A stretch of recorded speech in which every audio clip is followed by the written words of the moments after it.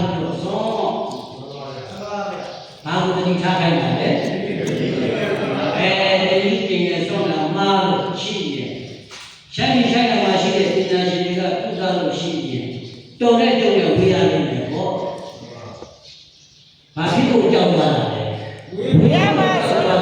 ဟုတ်လားတော်တဲ့ကြုံရဝေးရလိမ့်မယ်ပေါ့အဲကြောင့်တော့ကျုပ်တကားကိုနားတော့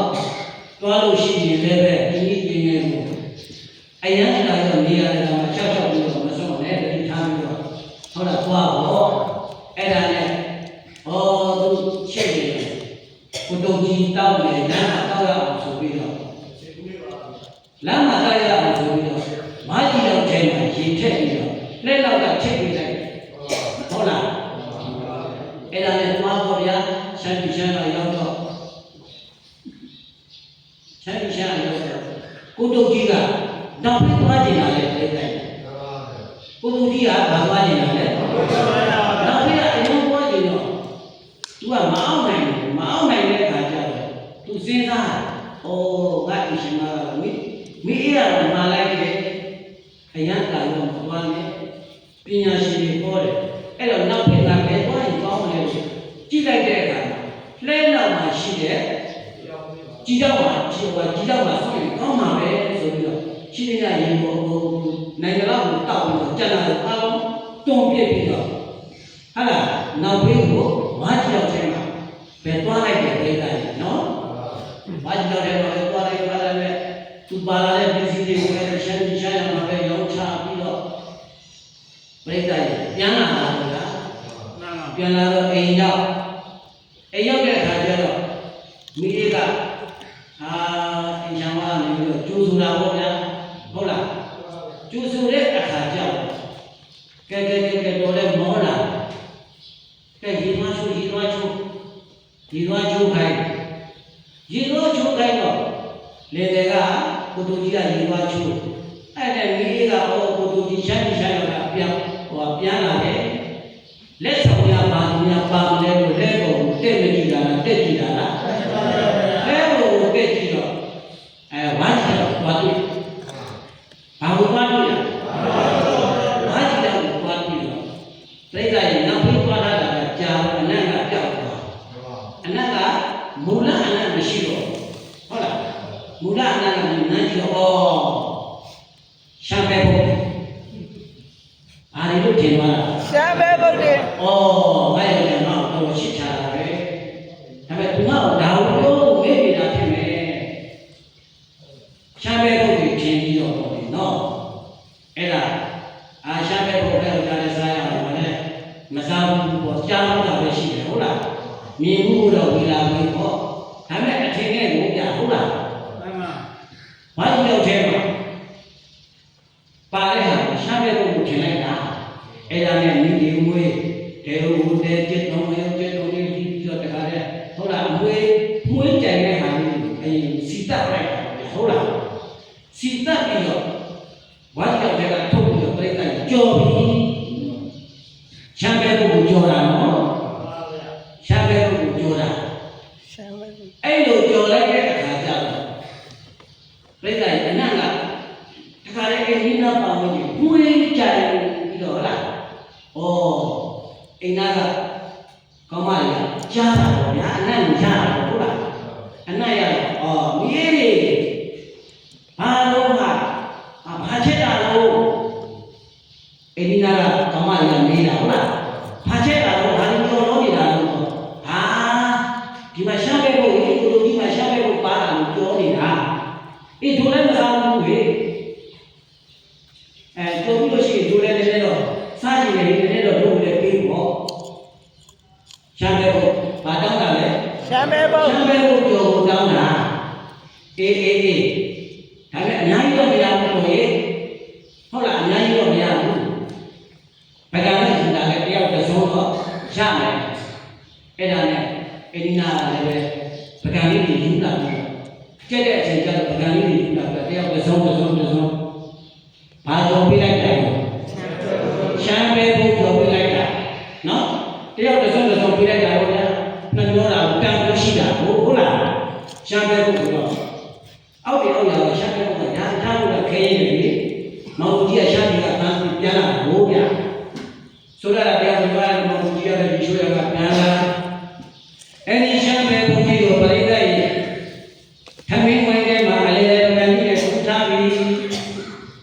ရှာပဲဘုရားကိုနော်လေလေကန်ကြီးနဲ့တဲ့ဩမိရေးခံရတော့မောင်ကြီးကိုရှစ်ချလို့ဗျာလင်ကိုယူတည်တဲ့အောက်ဒီအောက်လာလို့ဒီကဟာလားအဲ့တော့ဦးပြတာမထက်ပါထက်ပါမောင်ကြီးရဲ့ဗဒံကိုဦးပြပြပါလို့ထက်တာလေရှမ်းပဲလို့ပြောထက်လိုက်တာဟုတ်တယ်နော်ရှမ်းပဲလို့ပြောထက်တာထက်တယ်မှားဖို့မှားပြီးပြောတာပါဗျာနော်ရှမ်းပဲလို့ပြောထက်လိုက်တဲ့ကကျတော့မောင်ကြီးကဘာလို့လဲရောက်တာလဲဒီဝိုင်းမှာအစီအစဉ်ကဘာလို့ပြောတယ်လဲထက်ပြီးသားဆိုလွေးလိုက်တာရောဗျာအမှားလို့တော့လွေးတယ်ပေါ့ဟုတ်လားဘုလို့ဆိုတော့စားတာပေါ့နော်စားပလိုက်တာအရာကသူ့ကဲတော့ကောင်းနေတာအဲ့တော့မောင်ကြီးကမိရေးနေငါ့ကိုယူကြရပဲဒီခုလောက်တော့မချစ်ဘူးအာတော်ရတဲ့ဘာပြောနေတာလို့တော့ချစ်တယ်ထားတာပဲမဟုတ်ဘူးမိနေနဲ့ငါနဲ့ညားတာကြာပြီအခုလိုဟင်းကောင်းပြီးတော့နေငါ့ကိုတခါမှမတွေ့ဘူးဒီနေ့ကသူဆန်းဆန်းဟင်းကောင်းပြီးတော့မတွေ့ဘူးဆိုတော့ဒီနေ့ကအဲ့ဒီမှာပေါက်သွားလို့ဟုတ်လားအဲ့ဒါနဲ့ဒီဟင်းကောင်းဘယ်ရရတာလို့မောင်တို့ကြီးကမေးမှလားမေးမှလားဒီဟင်းကဘယ်ရရတာလို့အမေတော့မသိကြအောင်စားနေပါတော်ပါလာတာလေမောင်တို့ကြီးကစဉ်းစားသူကဘာမှပါမလားဟုတ်လားမောင်တို့ကြီးကစဉ်းစားဟာမင်းမောင်ပြောတော့ငါဘာမှပါမလားတော်ပဲချမ်းတဲ့ဘုရားဝဲလာတယ်ချမ်းတဲ့ဘုရားဝဲလာတယ်ဟဲ့ငါချမ်းတဲ့ဘုရားဘယ်မှာလဲချမ်းပြီးချမ်းကငါရောက်ခဲ့မှန်တယ်ငါတော့ချမ်းတဲ့ဘုမစားရဘူးဟုတ်လားငါတော့ချမ်းတဲ့ဘုမစားရဘူးအဲ့တော့ဒီဘယ်ရရဘူးမတော်ပဲဘာကြောင့်လဲမချမ်းတဲ့ဘုထည့်ရတာလေတော်ရုပ်ကိုပြောနေနေတာဟုတ်လားဟေးမောင်ကြီးကတိသွားအဲ့ဒါမှစားပြီးလေအစားနဲ့ဖူးပြီးတော့ဟောပြိတ္တိုင်ဘာလို့လဲအန်နာတယ်အာမီတို့ဘာမီတော့မှားပြီတဲ့ဟောဆိုလည်းနိုင်ဖူးပြီးတော့အန်လို့လာပဲထက်ငါဘာမှတော့ရှာတဲ့ဘုရားလာလေတော်ပါလာလေဆိုတော့ပြိတ္တိုင်အဲ့ဒီမှာမောင်ကြီးကပြောလိုက်တာပေါ့အဲ့ဒါရှမ်းပဲဖို့မဟုတ်ဘူးမိအေးရဲ့အဲ့ဒါကနောက်ပြီးသွားတာလေဟုတ်လားဘာသွားတာလဲနောက်ဖေးနောက်ပြီးသွားတာလေဟုတ်လားနောက်ပြီးအဲ့ဒါသူတို့လင်မယားတွေရောအဲ့လိုမဆက်သေးလက်ကြောင်းလေးကိုသူတို့ပြီးတော့အန်တဲ့အချိန်မှာပဲအိမ်သားကသူတို့ပေးလိုက်တဲ့ဟင်းကိုစားတော့ကြောင်းကျေးဇူးတင်ကြောင်းစကားပြောလို့ပြိတ္တိုင်ထားကြတယ်သူတို့ထိုးအားနေတဲ့အချိန်မှာကျေးဇူးတင်ကြောင်းလာပြောရတာလေဟဲကောင်းလို့ပဲဟုတ်လားကောင်းကျေးဇူးတင်ကြောင်းလာပြောတာလာပြောတဲ့ခါကျတော့ဟဲ့ဒီလိုဘာဖြစ်ကြတာလဲလို့ပြောနေတာမင်းဒီလူကိုပြလိုက်ဒီလားအေးပြလိုက်တယ်လေဟောအဲ့ဒါမှပြိတ္တိုင်ဘာပြောကောင်းမလဲဘာမှပြောကောင်းတော့ဘူးဟုတ်လားအဲ့တော့ရည်စရာတော့မဟုတ်ဘူးဗျာသင်္ကန်းစာရည်စရာပေါ့ဗျာဟုတ်လားမှားလားဘာဖြစ်တာလဲမှားလားဘာဖြစ်လို့မှားတာလဲဆိုတော့ဘာဖြစ်နေလို့လဲဆိုတော့ပုထုဇဉ်ဖြစ်လို့မှားတာဟုတ်လားမှားလားဆိုတာကသိလို့လားမသိလို့လားသိလို့ပါမသိတာကတော်ပြီနော်ပြောချင်တာကညောနဲ့ကလေးသိသိကညောနဲ့ဒီကထုတ်ထားတယ်အကျော်နဲ့အလိုနဲ့ညောနဲ့တွေကအဝိဇ္ဇာဆိုတာဖြစ်တဲ့အတွက်ကြောင့်မို့မမြင်အောင်ဘာလို့ထားရလဲဟုတ်ပါပါဗျာအမှန်တရားကိုမမြင်အောင်အညောဆိုတဲ့အညောနဲ့တူတဲ့အဝိဇ္ဇာကဖုံးထားတာတဏှာဆိုတဲ့အရာကမသိတဲ့အခါကျတော့ဟုတ်လား စားလိုက်တဲ့အခါကျတော့တဏှာဆိုတဲ့အရာကကောင်းနေပြီကောင်းနေပြီဟုတ်လားတဏှာကကောင်းနေပြီပညာမကောင်းဘူးနော်ဘာဖြစ်လို့လဲဆိုတော့ရတ္တတဏှာကြီးပြဟုတ်လားကောင်းသွားတာဒါပေမဲ့အမှန်ကရှမ်းပဲဘုရားရှမ်းပဲဘုရားဒီကြပါဗျာရှမ်းပဲဘုရားပါတော့ဟိုစက်တော့ဟုတ်လားအဲကြောင့်လို့ဘုသူရှင်ဆိုတာမှားကြပါလေဟုတ်လားမှားကြတယ်ဒါပေမဲ့အရှင်ဘုရားများတပည့်တော်များဟာလည်းပဲမှားကြမှာပဲဗျာဒါပေမဲ့ဘယ်တော့ပဲမှားမိကိမှားလို့မျိုးတော့မစားမိဖို့လိုတယ်ဗျာဟုတ်လားမှန်ပါဗျာမိကိမှားတယ်လို့မစားမိဖို့လိုပါတယ်ဗျာစားမိရင်ကိုယ်ဟာလည်းကိုယ်ခံဟုတ်လားဘယ်ဒီနေ့တို့ကျင်လာလားဒီနေ့ဟောမယ့်တရားရဲ့တော့ဒီကပါပါလေဘုရားလူမယားဖန်ရရဲ့ဆိုမှာနိုင်ွက်ပါသေးတယ်ဧကံတမယံဘဂဝတာဝတိယံဝေရတိဇေတဝောနေနာထပိဋိကတအာမေဧကံတမယံအကန္တမဘဂဝဘုံတော်ကြောင့်တော်တော်နဲ့ပြေဆုံးပေညာမြတ်စွာဘုရားရှင်ကိုယ်တော်မြတ်ကြီးသည်သာဝတိယံသာဝတိတော်ရှင်ကျွတ်တော်၌အနန္တပိဋိကရနာသပိတ္တိရဲ့အာရမေနှလုံးမွေးစေရာနှလုံးမွေးလျော်ပြောစရာတဲ့ကောင်းလာတဲ့ဇေတဝံနေစေမောခောရှင်ကြောင့်တော်ကြီးမှာဝေရတိလျောင်းတိုင်းရာသွားလိပါရိယာဖြင့်တရေတော်ဇံပေတော်မူခဲ့ပါပေတည်း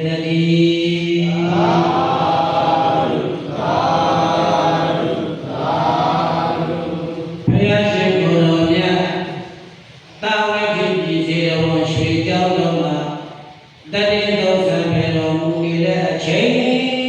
တဲ့ဘယ်မှာနေတဲ့အချိန်လဲတာဝန်ကြီးပြီးပါပါဗျာအဲ့ဒီအချိန်မှာဧကံကမယံဘဂဝတာဝတိယံဝေရတိစေတဝေနိအနန္တပိဋိကတာအာရမေထိဋ္ဌာဝတရေဝတဘဂဝတံကတ္တယအဇာပါတိအဲ့ဒီအချိန်မှာနာသတယောက်ကမထင်ရှားတဲ့နာသတယောက်ကမြတ်စွာဘုရားရှင်ဓမ္မကိုရောက်ပြီးတော်လာတယ်ဘယ်သူလာလဲမထင်ရှားတဲ့နာသတဲ့ဇာတ်တော်ဒီလိုပဲပါတယ်နော်နာသရဲ့အမိနာမမပါလားမပါတဲ့တုတ်တန်ဒီလည်းပဲရှင်ပြန်ပြန်သိတဲ့အတိုင်းပဲတပည့်တော်လည်းပါရင်တော့ဟောပြတာပေါ့ဗျာနာမည်မပါတော့မထင်ရှားတဲ့နာသတဲ့ပါဟုတ်လားမှန်ပါဗျာရောက်ပြီးတော့လာလေတဲ့ဘာလို့လာလဲဆိုတော့ဘုရားရှင်ကိုယ်တော်မြတ်ကြီးကိုတဲ့မေကုန်းတွေကိုသူပြီးလို့တဲ့မေကုန်းကိုလာပြီးတော့မေကုန်းလာတာဘာလို့လာမေကိုနေမေကိုလာပါဗျာအဲ့ဒီမှာမေကုန်းတွေကိုမေကုန်းလာတဲ့အခါကျတော့မေးလိုက်ပြီးဂိတုယဝဇရတတုဂိတုတတုပတိတိတံဂိတုနရနာရတနာပုညံသောရိဒုရတိဂိတုသောရိဒုရတိနာတာကမေးလိုက်တာမေကုန်းကဘယ်နဲ့လို့မေမျိုးပါဗျာဂိတုယဝဇရတတုဂိတုချင်းတုဟောကြဘယ်တရားသည်ယဝဇရငယ်ငယ်ကစားဖို့ချိန်ကြအောင်တာတုကောင်းမြတ်ပါဒဏိမြတ်စွာဘုရားတဲ့ဒီလိုမြတ်စွာဘုရားရှင်ကိုပထမမေကုန်းအနေနဲ့မေးလိုက်ပါတယ်ပြိတ္တာဒုတိယမေကုန်းကဂိတုရှင်ပြုဟောကြဘယ်တရားသည်ပဋိဋ္ဌိတံ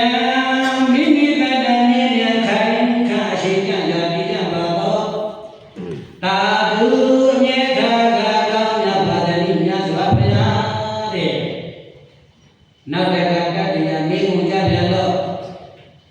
လူချင်းပြုဟောကြားပဲတရားပဲနာနာလောနာပြမတတ္တဝါတို့အတွက်လက်တနာနေတဲ့စေရမြတ်တို့စေရရနာဖြစ်ပါသည်ဘုရားတတိယမေဖို့နောက်တစ်ခါဆက်တုဒ္ဓမေဖို့ကြပြန်တော့ဂိန်လူချင်းပြုဟောကြားပဲတရားတို့ကိုစောရီတသောတေမြာအစုပ္ပဒမတို့ဒီဒုရဏအိလုံးဝိနောက်လူသလည်းမကယူမဆောင်ယူနိုင်ကြပါဘုဂတိမြတ်စွာဘုရားတဲ့မိဘလေးမျိုးအတိတ်ကပါလဲမြန်မာပြည်နဲ့ပြန်ပြီးတော့ပြောမယ်ဆိုရင်ဘုဒ္ဓအနန္တကံတော်အနန္တဉာဏ်တော်အနန္တနဲ့ပြည့်ပြည့်စုံသောမြတ်စွာဘုရားတဲ့တတိတော်ဒီလိုတဲ့အရေးနဲ့မေတော်တွေကိုမေပြရစီဘုရားငယ်ငယ်ကစပြီးတော့အိုးတဲ့အချိန်ကြီးအောင်ကောင်းတဲ့တရားကဘယ်တရားပါလဲမြတ်စွာဘုရားတဲ့ဟုတ်လားမှန်ပါဗျာငယ်ငယ်ကစပြီးတော့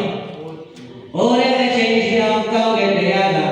ဘယ်တရားပါလဲမြတ်စွာဘုရားတဲ့မမေးတာလားမေးတာလားမေးတာပါဗျာနောက်တစ်ခါသူပြရမေးကုန်ကမြတ်စွာဘုရားတဲ့ရင်တဲ့အတဲ့တဲ့နှလုံးသားတဲ့တန်တန်ကဲမှာအမြဲတမ်းပါရကိတ်အောင်နေလို့ရှိရင်တည်မြဲနေလို့ရှိရင်ကောင်းတဲ့တရားကဘယ်တရားပါလဲမြတ်စွာဘုရားနံပါတ်1မိကုံးကပါတယ်တော့အိုးတဲ့အချိန်ကြီးအောင်ကောင်းတဲ့တရားကဘယ်တရားလဲဟုတ်လားမှန်ပါဗျာနံပါတ်2ကရှင်နေတဲ့မှာအမြဲတမ်းပါရကိန်းနေလို့ရှိရင်ကောင်းတဲ့တရားကဘယ်တရားလဲနံပါတ်3ကလူနဲ့ပြမပတ္တဝါတွေအားလုံးရဲ့နေတဲ့စေရာယရနာကဘယ်ယရနာပါလဲမြတ်စွာဘုရားတတ္တဝါတွေအားလုံးရဲ့နှစ်သက်စေရာယရနာကဘယ်ယရနာလဲတဲ့ဟုတ်လားမှန်ပါဗျာနောက်တစ်ခါနံပါတ်4လေးကိုကတော့တခိုးရေဓမြရေတိုက်ယူလို့မရတဲ့ဥစ္စာကဘယ်ဥစ္စာပါလဲမြတ်စွာဘုရားတဲ့မိဘကဘယ်နှမျိုးလေးမျိုးပါဗျာနံပါတ်1ကအဲ့ဒီတော့ကြပြလေးနဲ့မနေ့ကတတိတော်တရားလေးကိုလွယ်ကူအောင်ပြောပြတတိတော်ညာမီလေးပေါ့ဗျာလင်္ကာလေးရေးထားပါတယ်မနေ့ကမှာအဲ့တော့လိုက်ဆိုလိုက်ပါငယ်ရွယ်ကစားငယ်ရွယ်ကစား ကိုချိန်ကြကိုချိန်ကြကောင်းမြဘယ်တရား ကောင်းမြဘယ်တရား ရင်တဲ့သာဝရရင်တဲ့ထာဝရတီနေကဒီလေကကောင်းမြဘယ်တရား ကောင်းမြဘယ်တရား ဉာဏ်နာလူနာယမလူနဲ့ ယရနာမြတ်ယရနာမြတ် ဟောပြဘယ်တရား ဟောပြဘယ်တရား တခိုးတဲ့မြတ် တကုတဲ့မြတ် လူမယ လူမေယ ဟောပြဘယ်တရား ဟောပြဘယ်တရား မိကုံးကဘယ်နှမျိုး လေးမျိုးပါဗျာ ဘုရားကဖြေလိုက်ပြီ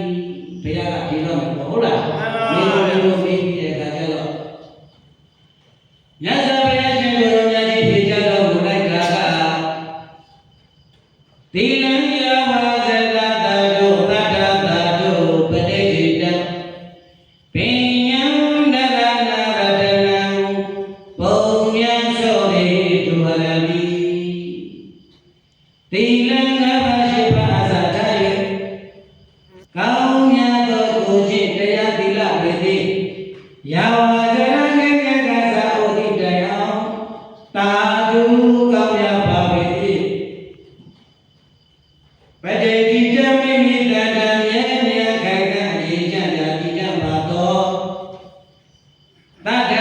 ရဏသုတ်တကံကအကျိုးဤအာမျိုးဖြင့်ယုံကြည်မြတ်လို့ရတဲ့တတ္တနဲ့ပြည့်စုံသောတရားတို့သည်ပဋိတိတံမြဲမြဲခိုင်ခံ့မိမိရင်ထဲ မှာမြဲမြဲခိုင်ခံအရှိတတ်ကြတည်တတ်ပါသောတာဓုကောင်းရပါပေ၏နရဏံလူနာပြမတတ္တဝါတို့ရဲ့ရတနာမနတေစရာယရဏဒုက္ခလည်းပဲပညာတရားသာဖြစ်ပါပေ၏သောရေ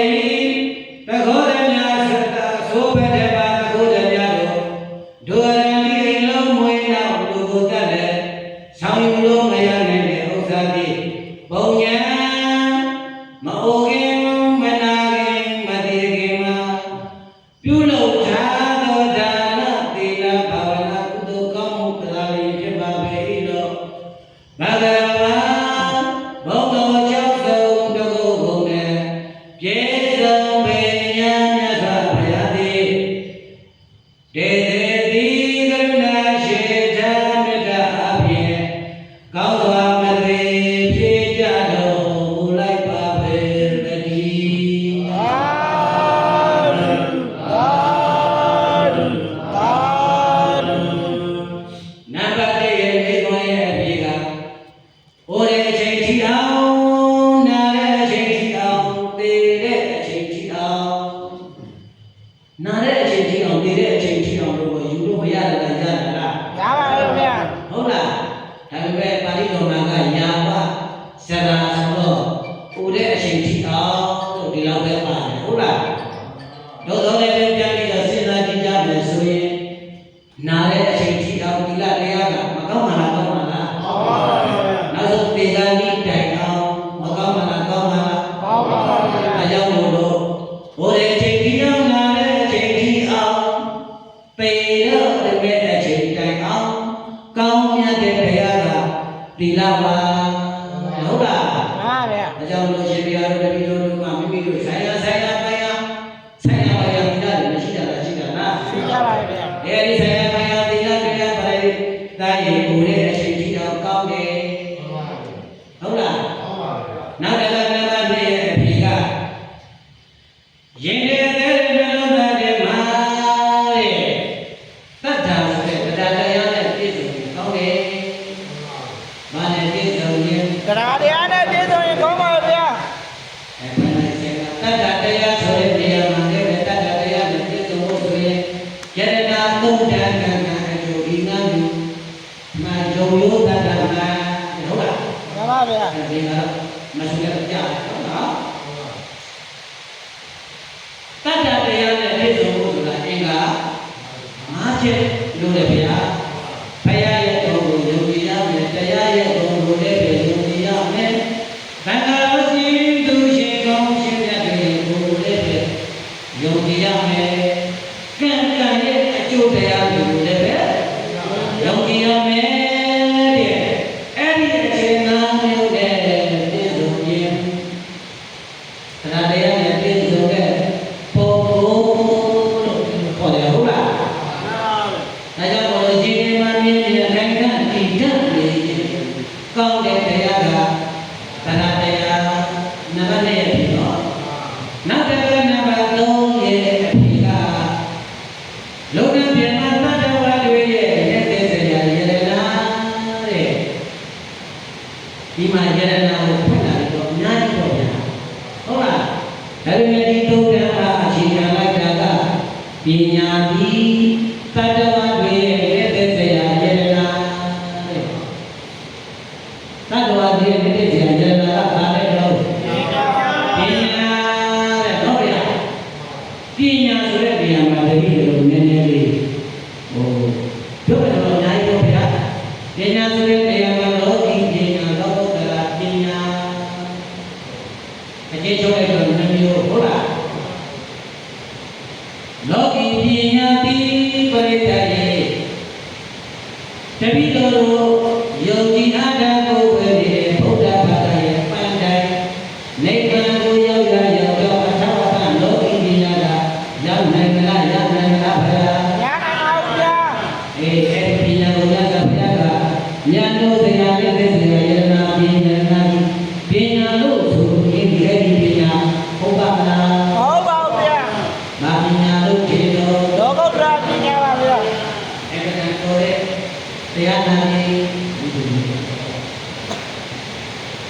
ဟုတ်လားအဲ့တော့ပညာရေးကဆိုတဲ့ပြိတ္တရဲ့မိမလမအကြောင်းအကျိုးအကောင်းအဆုံးဟုတ်လားဝိပန်ပိုင်ချဝိချနိုင်ရဲ့ယုတ်တံယုတ်ဒီနာဒီကရမတိပညာတိဓာတ်တွေခန္ဓာရဲ့တတ္တသစ္စာတွေကိုသိပြီးတော့ကျင့်ကြံအားထုတ်ပွားများတဲ့ဝိပဿနာပညာကိုပြောတာဘာပညာကိုပြောတာပါလဲ ဝိပဿနာပညာပါဗျာ ဝိပဿနာပညာပြီးတဲ့လူများပြန်မှာတတ်တော်ဝင်နေတဲ့တရားဝေဒနာလို့ဒီလိုပြောတာနော်နဂရနဂရေကဘုံညာတော်လေးဒီဝရတိဒီဟောတုနာတုလို့ပြောမှာဟောတုနာတုလို့ပြောမှာ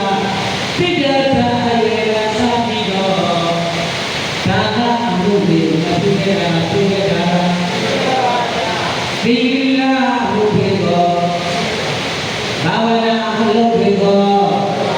အေးဒါကိုပေါင်းစုပြီးတော့ကောင်းမှုဆိုတဲ့ဘုရားနဲ့ကုသိုလ်ကောင်းမှုတွေဟုတ်လားအဲ့ဒီကုသိုလ်ကောင်းမှုတွေကသဘောတရားတွေကတိုက်ယူလို့ဘိုးယူလို့ရပါသလား ပါပါဗျာ ဒီကနေ့ရှိတဲ့ရှင်ဘုရားများပိုင်ဆိုင်ထားတဲ့ပစ္စည်းတွေကိုဘုရားများပိုင်ဆိုင်ထားတဲ့လောကသီးစိမ်ဘုရားရ